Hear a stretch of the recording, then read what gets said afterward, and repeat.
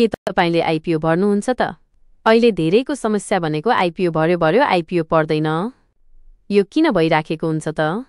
हाम्रो मस्तिष्क भन्दैछ पक्कै अब यो पनि भर्ने मात्रै त होला, तर भर्न चाहिँ छोड्नुहुन्न। हातमा मोबाइल, अर्को हातमा चियाको कप, अनि हामी सोच्दैछौँ जति भर्दा नि शेयर त त्यस्तै हो पर्दैन। तर अफसोस, त्यो सोच पुरानो सोच हो।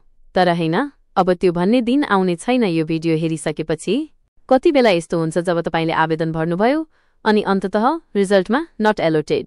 यस्तो अवस्थामा माइती घरमा पनि तपाईको अनुभव भन्दा बढी दुःख छैन होला।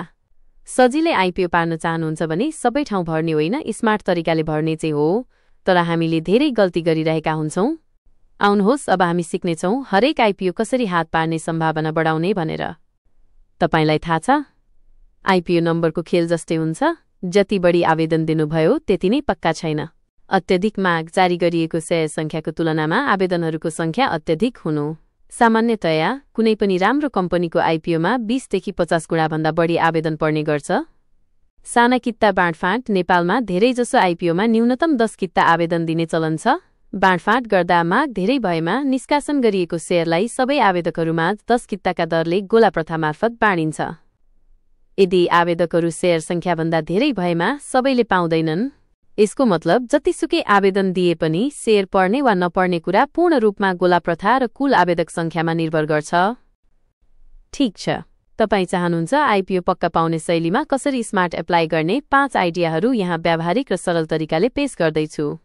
आईपीओ पक्का पाउने 5 स्मार्ट आइडियाहरू।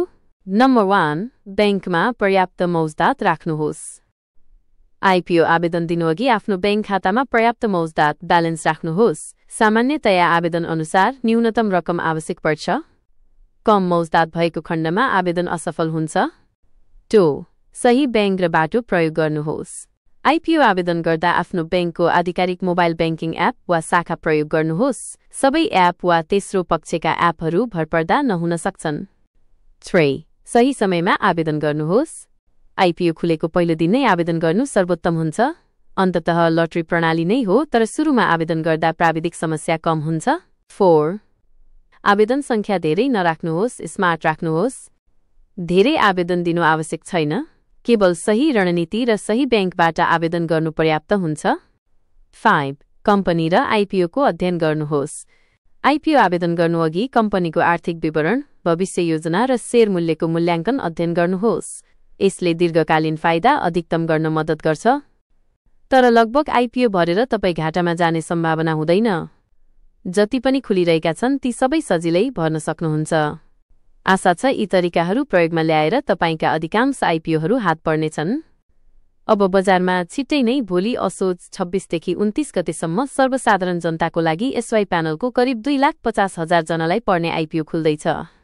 आशा छ तपाईहरू सबैजनालाई आउने आईपीओहरू पर्नेछन्। तपाईलाई भिडियो कस्तो लाग्यो? त्यस्तै खालका सल्लाह, सुझाव र प्रतिक्रिया दिन नभुल्नुहोला। अर्को समयमा म नयाँ विषयमा भिडियो लिएर तपाईहरुमाझ छिट्टै उपस्थित हुनेछु भन्ने बाचा साथ अहिलेलाई बिदा हुन्छु। नमस्ते, धन्यवाद।